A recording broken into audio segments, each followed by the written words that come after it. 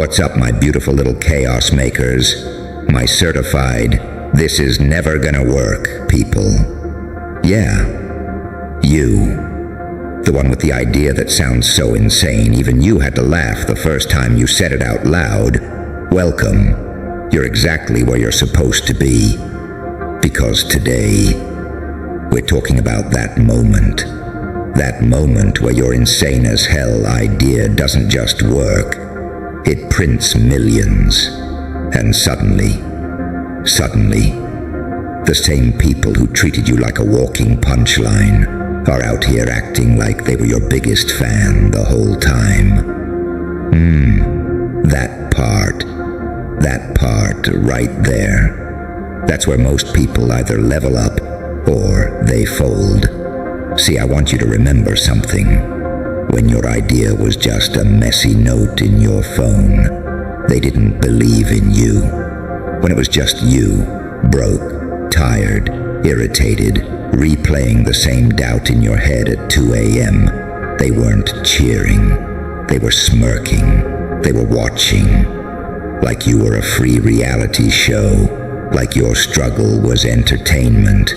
And the worst part, they didn't even have the guts to say it with their chest. They said it with little jokes, little comments, little concerned advice. Be realistic. Get a real job. Don't embarrass yourself. Who do you think you are? Oh, that's cute. Good luck with that. Cute. They called your destiny cute. And you kept going anyway. You kept building, rewriting, failing, rethinking, adjusting, learning stuff you didn't even know existed. You watched videos. You did research. You tested. You got humbled. You got ignored. You got laughed at. You got blocked. You got told no by people who didn't even read the full message. You took hits and kept moving, not because you were fearless, but because you were fed up. And let me say this real slow, so it sticks. They didn't doubt your idea because it was bad. They doubted your idea because it was you. Yeah, you. Because when people are used to seeing you in a certain box, they panic when you start building a door. They like you when you're predictable. They like you when you're small. They like you when you're humble, which is just a polite word for don't make me feel insecure. They like you when you're grinding silently so they can keep feeling superior without doing any work themselves. But the second you start moving different, the second you start talking like you mean it, the second you stop asking permission, oh, now it's you're doing too much. Now it's you changed. Now it's who does this person think they are? And you know what's funny? They'll say that like it's an insult. Like, yeah, I changed. I got tired of being everybody's emotional support character. I got tired of being the one people come to for comfort while they secretly pray I never surpass them. I got tired of being humble in rooms where nobody was even brave. So let's talk about the switch up, right? Because the switch up is a universal language. One day you're delusional. Next day you're inspiring. One day you're wasting time. Next day you're so disciplined. One day they leave you on read. Next day they're double texting, proud of you far. One day they act like your dream is embarrassing. Next day they're reposting you like they discovered you. And that's when you learn the truth about people.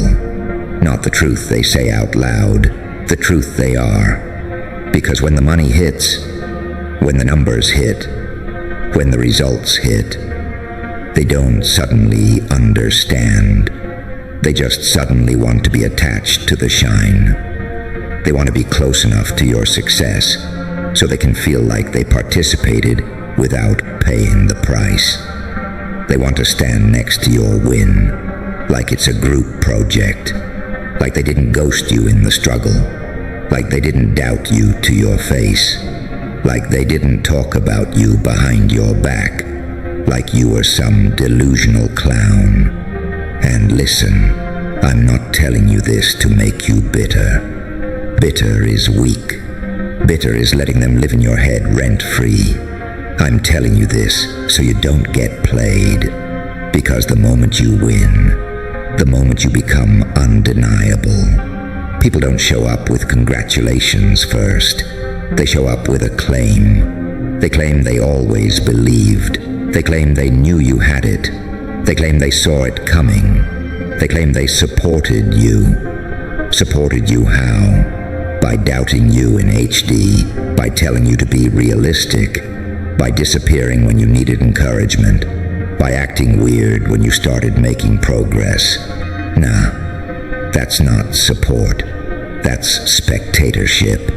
And here's the brutal part. Some of the worst switch-ups won't come from strangers.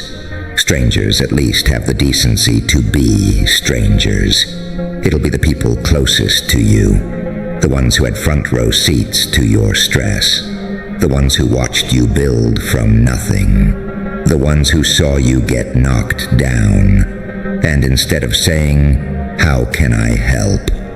they said, "I don't get it." Instead of saying, "I'm proud of you," they said, "Don't get your hopes up." Instead of saying, "Keep going," they said, "That's risky." And now that you're winning, now they want to be included. They want access. They want favors. They want discounts. They want introductions. They want a piece of your network. They want a piece of your time. They want a piece of your energy. And you, because you're a real one, your first instinct is to be loyal. Your first instinct is to say, well, maybe they just didn't understand. Your first instinct is to forgive, to explain, to open the door. Careful, because you can forgive people and still keep the door locked. Forgiveness is internal. Access is earned. Let me repeat that for the part of you that still wants to be liked by everybody. Access is earned, and you don't earn access by switching sides when the outcome is safe. You earn access by showing love when the outcome is uncertain. See, anybody can clap when you're on stage. That's easy. That's free. But who checked on you when you were backstage, sweating, shaking, doubting yourself, trying not to fall apart? Who encouraged you when nobody was watching? Who shared your work before it was cool? Who defended your name when you weren't in the room? That's your circle. That's your people. Everybody else, that's the crowd. And crowds will cheer for anybody. Crowds will also boo you the moment it's convenient. Crowds don't love you. Crowds love what you represent. So when your insane as hell idea prints millions, don't you dare let the applause hypnotize you. Applause is loud, but it's not loyal. Now listen, I want to talk to the version of you that's still healing. The version of you that remembers every disrespectful laugh, every little smirk, every comment that was meant to shrink you. Because here's the thing nobody tells you. When you win big, it doesn't just feel good, it also hurts. Yeah, it hurts. Because you start replaying moments in your head like, so y'all really saw me struggling and just watched. You start realizing how many people were comfortable with you being the underdog. You start realizing that some people were never rooting for you. They were just waiting for you to fail so they could feel better about their own life. And that realization, that's a punch to the chest, but you don't crumble from it. You use it. You use it like fuel. Because your success isn't just money. It's proof. It's proof you were right to trust yourself. Proof you were right to keep going. Proof you were right to be stubborn. Proof you were right to look crazy. Let's be honest. To build anything real, you have to be a little insane. You have to be irrationally committed. You have to be delusionally consistent.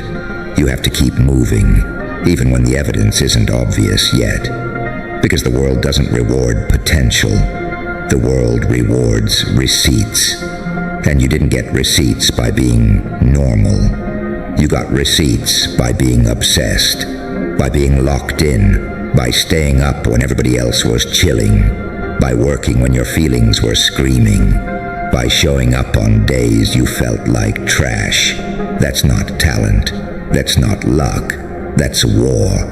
And now that you've got the money, now that the numbers are up, I need you to understand something. This is the most dangerous time of your life. Not because you'll fail, because you might forget. You might forget how sharp you had to become. You might forget how disciplined you had to get. You might forget how you survived being doubted. And if you forget, you'll start letting people back in who never deserved you. So keep your standards violent. Violent standards, not violent behavior. Your standards, meaning strict, meaning non-negotiable, meaning if you bring chaos into my life, you don't get a seat at my table. Because here's what people don't get. When you elevate, your life becomes a target. Not just for haters, for leeches, for manipulators, for guilt trippers, for people who want to drain your energy because they're allergic to building their own. They'll show up acting sweet, acting proud, acting supportive. But listen to the language. Watch the pattern. Do they celebrate you? Or do they immediately ask for something? Do they respect your time? Or do they act entitled to it? Do they acknowledge your work? Or do they talk like you got lucky? Do they treat you like a human? Or like an opportunity? Because some people only love you when they can benefit from you. And that kind of love is a contract. It expires the moment you stop giving. So don't confuse attention with connection. Don't confuse proximity with loyalty. Don't confuse I always believed with I stood beside you when it was ugly. Now, I know you. I can hear it already. You're thinking, okay, so what do I do with all this? Here's what you do. You stay dangerous. You keep your foot on the gas.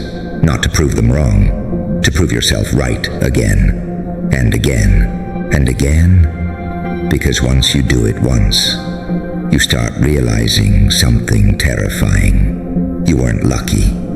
You were capable. And if you were capable of turning an idea into millions once, what else are you capable of? That's the question that scares people. That's why they tried to make you feel crazy. Because if you realized your own power, you stop needing their approval. And when you stop needing their approval, you become uncontrollable. You stop shrinking your goals so other people can feel comfortable. You stop explaining your vision to people who don't even respect you. You stop begging for support from people who only support what's popular. You start moving like a problem.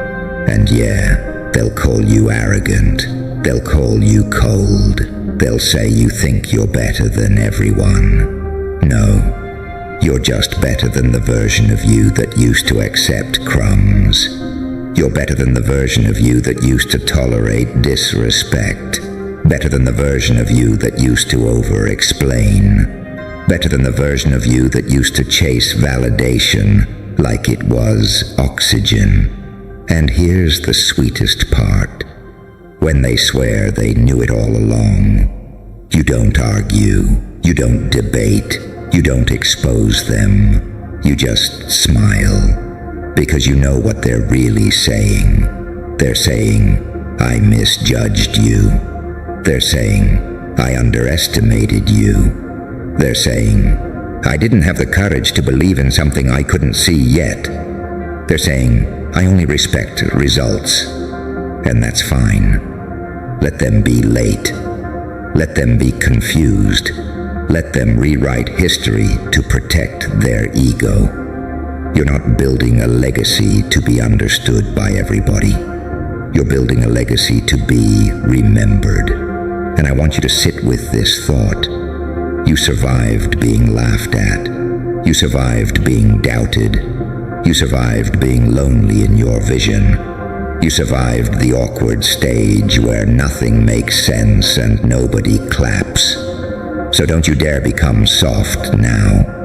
Don't you dare start acting like you owe people a piece of you because they showed up after the storm. Because the truth is, you didn't just make money. You made a statement that says, I don't need permission to win.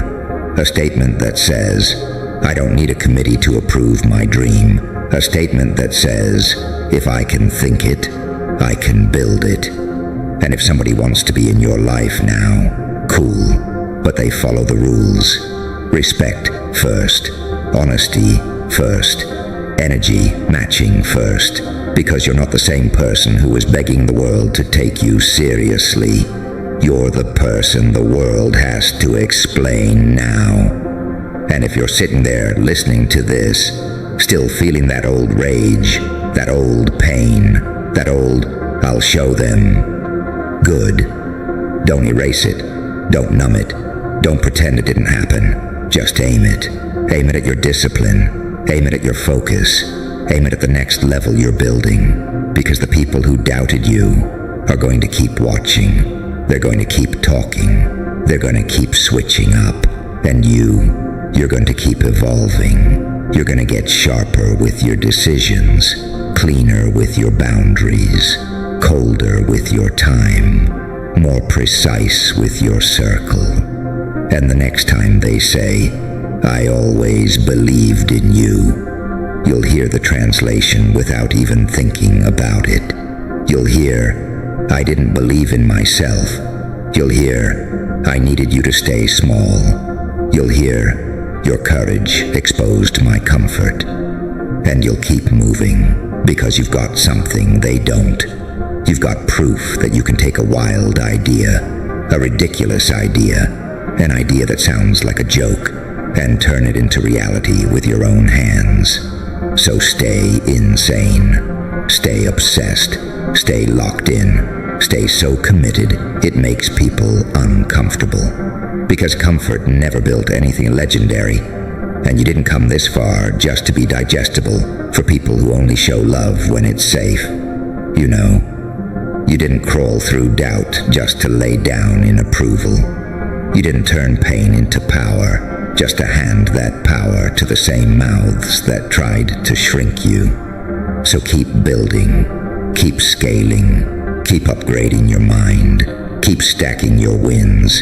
And when the room gets quiet again, and the hype fades, and it's just you with that next impossible idea sitting in your chest like a grenade, don't flinch, don't explain, don't ask. Just start, just move, just create, just execute. Because somewhere out there, the next version of you is already real and it's waiting for you to catch up to it.